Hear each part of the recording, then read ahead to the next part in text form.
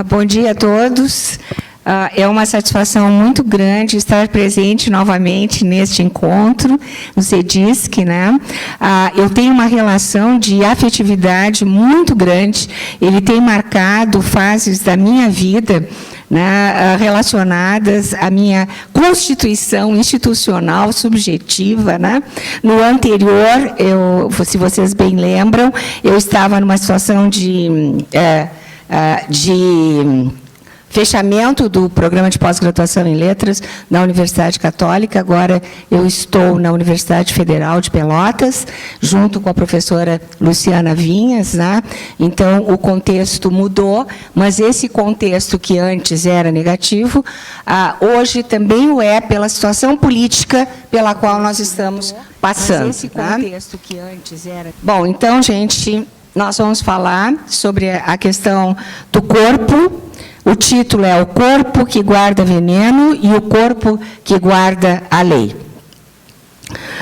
A motivação para o desenvolvimento desse estudo nasceu da leitura do material presente na exposição fotográfica El Costo Humano de los Agrotóxicos, criada pelo argentino Pablo Piovani, na qual o artista apresenta imagens de vítimas da contaminação por agrotóxicos em seu país. São corpos deformados pelo uso anual de 300 milhões de litros de agrotóxicos por ano sobre 60% da superfície cultivável do país. A exposição ocorrida em 10 de março a 10 de abril de 2016, na Argentina, apresenta imagens impactantes de corpos cujas deformações foram ocasionadas pela exposição ao agrotóxico, além de esse ser fator determinante na incidência de câncer, no aumento de malformação e de aborto espontâneo e no registro de elevada neurotoxicidade em habitantes de comunidades que vivem próximas às plantações afetadas pelo envenenamento dos alimentos. Eu acredito que nós tenhamos situações semelhantes aqui no Brasil, mas isso não é divulgado na imprensa, né? Como lá também não o foi. A gente fica sabendo disso a partir dessa exposição. As imagens da exposição do argentino revelam corpos que se moldam à política pública voltada para o desenvolvimento econômico e, consequentemente, negligente à saúde pública e à soberania alimentar. Assumimos, nesta reflexão, uma concepção discursiva do corpo para, em seguida, passar a uma teorização sobre os efeitos do político no corpo, em um corpo que é constitutivamente político. Contudo, antes de chegarmos a esse ponto, vamos trazer a discussão sobre o consumo de agrotóxicos para o território brasileiro. Começaremos expondo algumas informações importantes referentes às políticas de uso de agrotóxicos no Brasil, chamando a atenção para os dados alarmantes que nos colocam como o país que mais consome agrotóxico no mundo. Antes de tratarmos do cenário brasileiro, vamos observar a imagem exposta, a qual coloca que o consumo de agrotóxico traz efeitos negativos relacionados ao desmatamento, à indústria da madeira, à agricultura, à pecuária, ao transporte, armazenamento e à grande agroindústria. Aí vocês têm o quadro. Eu acho que eu vou querer essa tua... Obrigada. Analisando a imagem, concluímos que os danos à população podem ser assim resumidos: mutilações, sequelas, doenças infectoparasitárias, acidentes com animais peçonhentos, doenças pulmonares, hipertensão, desemprego, intoxicação por agrotóxicos e fertilizantes, desculpem, fertilizantes químicos, neoplasias, más formações, acidentes de transporte e de trânsito, consumo de produtos com resíduos. Os danos ambientais, por sua vez, abrangem fumaças, biopirataria, extinção de espécies, pós de serra, resíduos de agrotóxicos, erosão do solo, resíduos de fertilizantes, poluição do ar, do solo e da água, acidentes com cargas perigosas, poluição via efluentes, esgoto industrial, chaminés e outros resíduos. Vamos agora falar do Brasil. A Associação Brasileira de Saúde Coletiva, Abrasco, em dossiê realizado em parceria com o Ministério da Saúde, publicou os seguintes dados referentes ao consumo de agrotóxicos no Brasil. 64% dos alimentos são contaminados por agrotóxicos.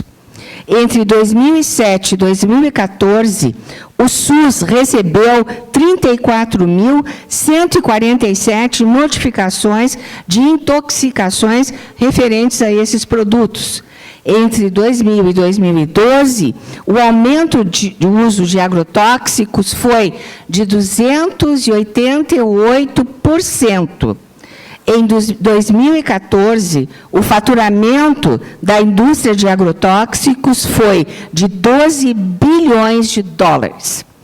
O dossiê chamado Um Alerta sobre os impactos dos agrotóxicos na saúde foi publicado em 2015 e coloca o Brasil como o maior mercado mundial de agrotóxicos desde 2008.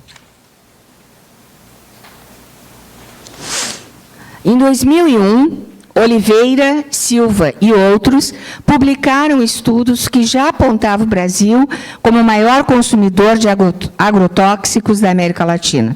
Para os autores, a elevada utilização de agrotóxicos, sem os cuidados necessários, tem contribuído para a degradação ambiental e o aumento das intoxicações ocupacionais, sendo um dos principais problemas de saúde pública no meio rural brasileiro. Além disso, outro dado importante a ser considerado relaciona o nível de escolaridade à prevalência da intoxicação por agrotóxicos. Quem mais sofre com os efeitos do veneno é o trabalhador rural, cujo nível de escolaridade é mais baixo e cujo acesso a alimentos de qualidade é restrito. Todavia, a situação brasileira ainda pode piorar.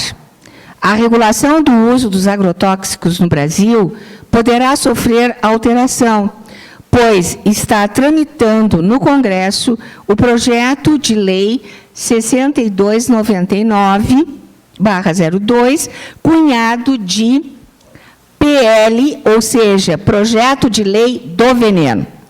Seu objetivo é atualizar a legislação referente ao uso dos agrotóxicos. A alteração dessa legislação, criada em 1989, prevê uma flexibilização das regras de uso, controle e registro e fiscalização dos agrotóxicos. De um lado, o projeto de lei é chamado de Lei do Alimento Mais Seguro. É esse mesmo nome. Lei do Alimento Mais Seguro.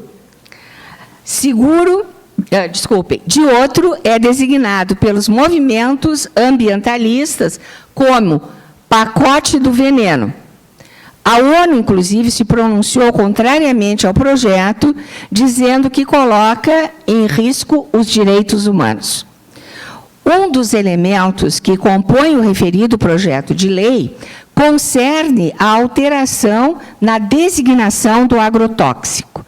A proposta prevê que se passe a nomear agrotóxico como pesticida, porque, segundo o texto proposto, a primeira designação apresentaria algo de negativo. Uma outra designação é a utilizada pela líder da bancada ruralista no Congresso, indicada pelo novo governo brasileiro para assumir o Ministério da Agricultura a partir do próximo ano, a deputada Tereza Cristina, a chamada musa do veneno. Na comissão responsável por debater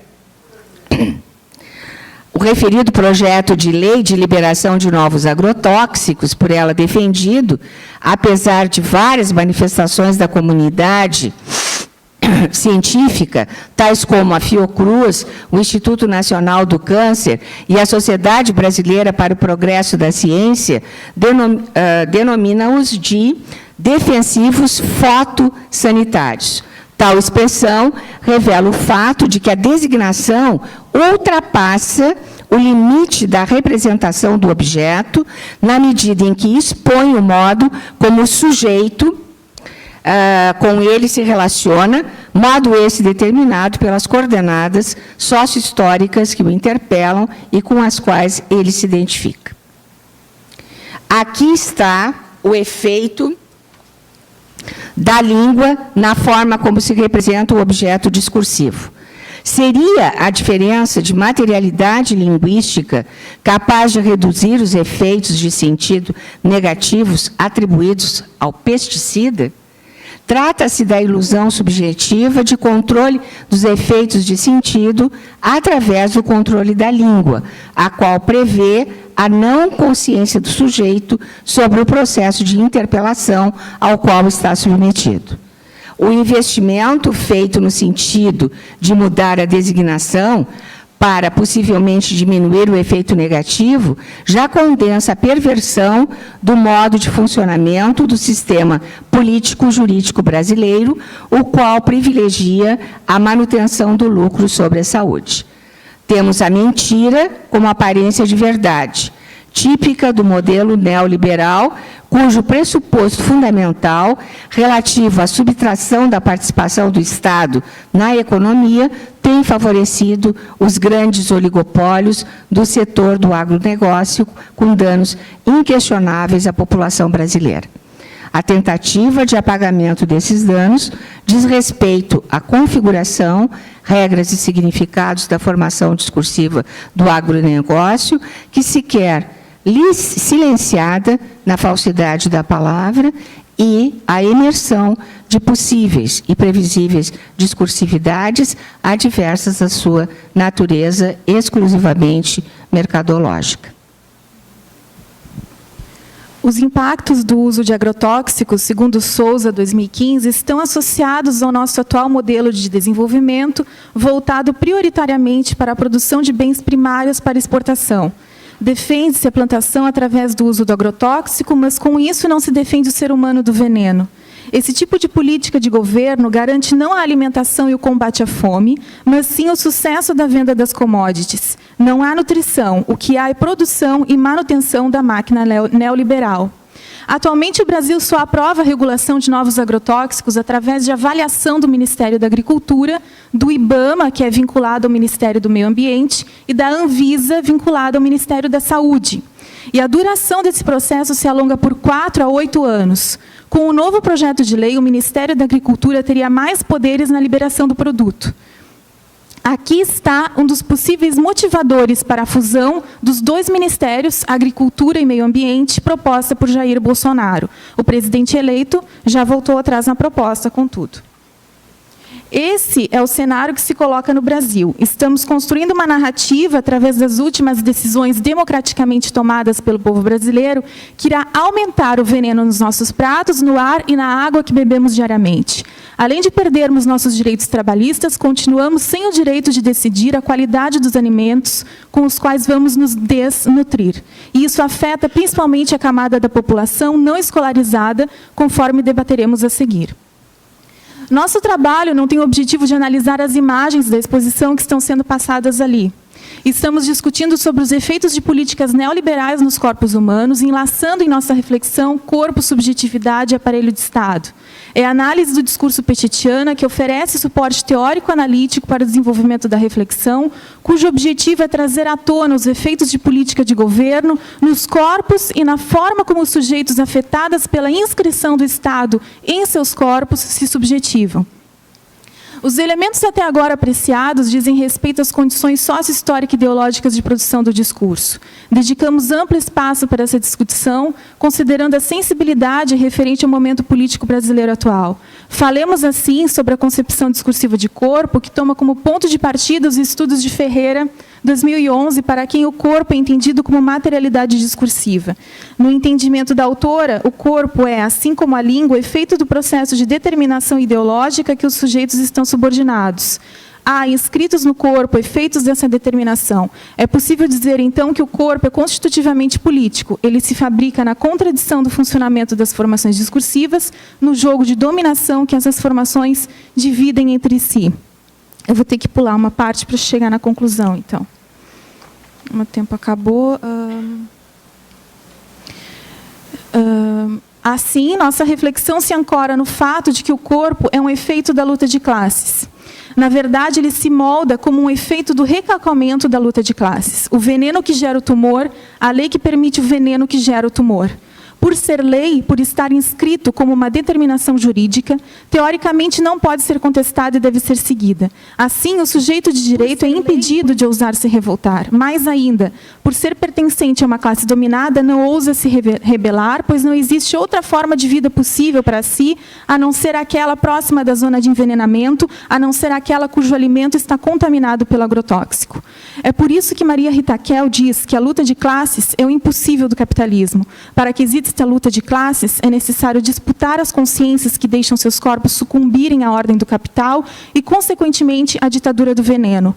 Conforme estudo citado anteriormente, a segurança alimentar está intimamente vinculada à luta de classes, pois o cidadão mais afetado pela prevalência do agrotóxico é o trabalhador rural com nível mais baixo de escolaridade.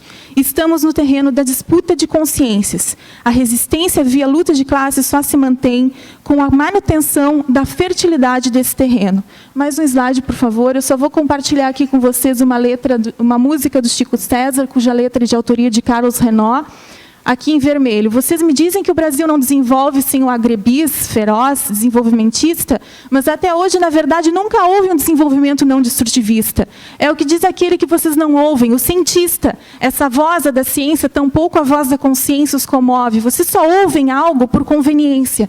Para vocês que emitem montes de dióxido, para vocês que têm um gênio neurastênico, pobre tem mais do que comer com agrotóxico, povo tem mais do que comer se tem transgênico.